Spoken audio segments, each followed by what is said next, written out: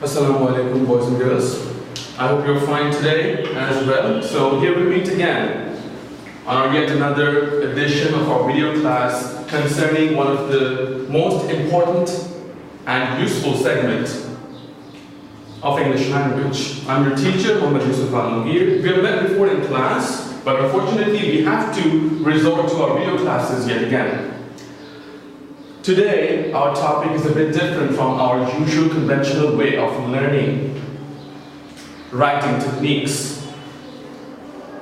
The way we have done before, the way you have done before, is to select a topic or a topic was given to you on which you'll be thinking, assembling, and then trying to express a good essay. But you must know, boys and girls, growing up to be a future candidate for the IGCSE English language, you must understand that there are various criteria of creative writing. Since you are in class 7, you should have that thorough understanding of different criteria of writing. Each and every of these segments of writing are different from each other. But if you don't know their definition and how they work, you won't be able to differentiate them.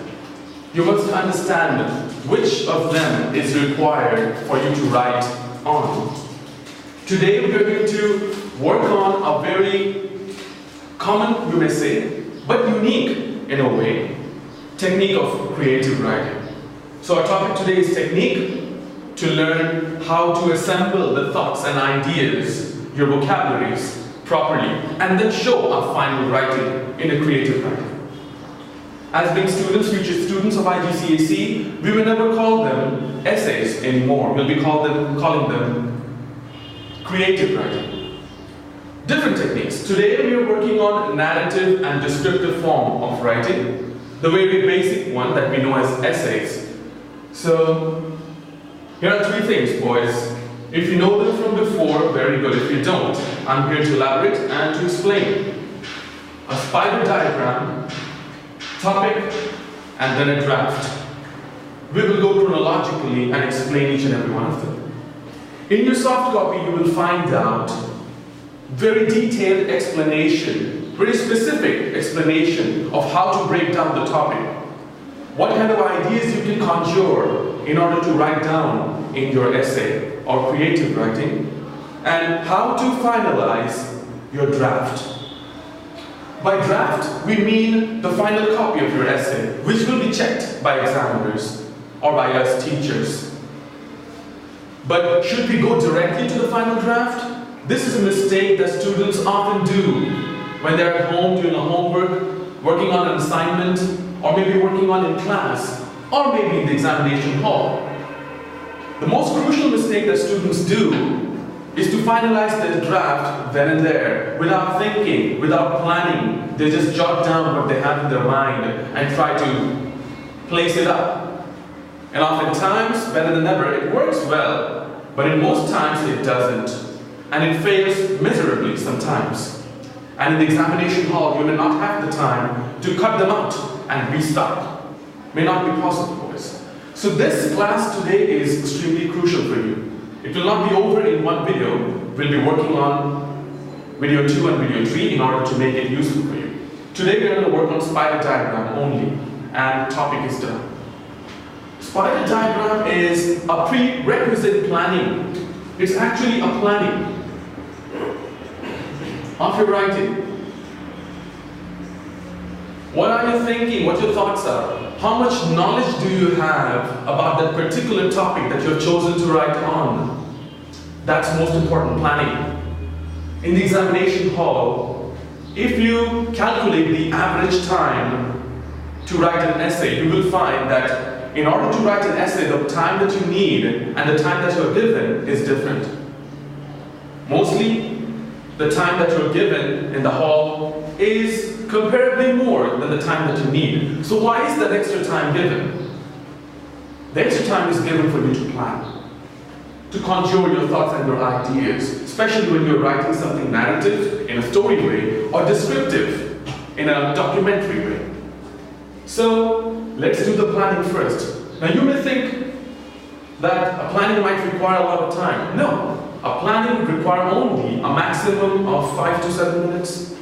Never more than that, because our brain can throw down electrical impulses and we can think in milliseconds. We can think a lot of thoughts in milliseconds. So it won't take much time. But you need to write them down. Only the thoughts you're planning may not stay in your head and then come out expressively. You must write them down, which we call the spider diagram. We call it a spider because I made it interesting. Instead of writing all of them in point of view, why don't we draw a spider with 8 legs and put down all those ideas into those legs, like this. Not a good drawer here, but you may draw it better than me. Imagine a spider having 8 legs. Spider does have 8 legs. These 8 legs are actually an indication for you to write ideas in. And the spider is just going to intrigue you. It's just going to put down some initiatives in your mind, make you attracted towards your plans. You look at this spider, it makes you feel amused, and then ideas starts coming in. The topic that I've chosen for your homework is, if you see your soft copy, you'll find out the topic is survival. Survival, that's our topic. I'm writing it here, even though we're not supposed to talk about the topic today. But still, when you put down a spider diagram, you're supposed to write down your thoughts in here. Now the topic is given, survival. How can you think? What kind of ideas can you put down? Just to help you for the very first time, in your soft copy you will find out there are various points given. You may choose any one of those points. And today, with this limited time, I'm going to explain you only one point. Point number 1. When you find your soft copy, you will find in point number 1 it says, you may take the general idea from the passage, I look after myself, and write about a character alone in a city, making ways to get by. Remember the comprehension we worked on? Yes, the city of Mumbai where there was a boy all alone. The same kind of necessary elements you can take from within that passage and create another story with that. So what kind of ideas may come in? Arrival, right? Intro, where you introduce the boy, who he is. In a narrative form, you can characterize yourself to be the boy in a first person. Arrival, how he did arrive, you can give a background. A history. What do we mean by history?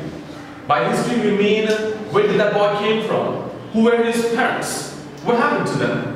Where did he used to live before? Where was he born? Things like that. What kind of situation led him to come to an unknown city all alone, without help? Then you can talk about the struggles. This is a big point, struggles. Okay, a boy or a girl may struggle in different forms, in different way in that town, in that city. And you may put those struggles down in passages, 1, 2, 3, 4, maybe 4 of them. And you talk about the struggles. Maybe he was beaten first. Maybe he stayed the night outside all alone in the cold. Maybe he was taken out by one of those constables or police. He was put into jail. Maybe he was robbed. Yeah, these kinds of struggles you may talk about. Maybe he became ill and he was taken to a hospital by some boy. Just like the situation happened with Khalif in that passage. You may also put down good experiences. Good experiences. If struggles come, then the other side of the coin would be good things. So you may also talk about the things that have happened to him in a positive form. Like he was hospitalized, the doctors took care of him. Not only that, the doctor found a place where he could stay for a while, for a chance. Maybe the doctor took him or her into his own house, where he started working. Maybe the doctor gave him opportunity to study. He went to a school maybe, or he home studied, things like that. He had toys, he had friends, yeah? Finally he found a job where he could provide for himself, things like that. These are good experiences. And then, of course, last but not the least, the conclusion. Without a proper conclusion, it's like an animal without a tail, or you may say, a human being without a limb. You cannot forget a conclusion. The conclusion won't talk about the main topic. It won't. It will talk about something like an ending. How the boy or the girl expects his life to end. How the boy or the girl expects his life in the future. What things he's expecting, anticipating in his life to happen. You may put that down. Try to use some emotional language in it when you write conclusion. We call it emotive language. Anyway, it's in class 7, so the harder parts will be for later on. This is a spider diagram, and you know now your topic, and I have explained the ideas that you can write in within 220 words, of course. 220 words, of course. You may show me a perfect writing. Please take 5 minutes to plan in a page, and then on the next page, start writing your main essay, following these plans in order.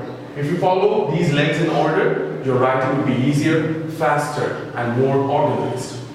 So I hope the first segment of this video class has helped you out. We'll be working on the same topic again in the next class, inshallah. In that time, take your copies and work on the soft copies. Jazakallah khair. Assalam.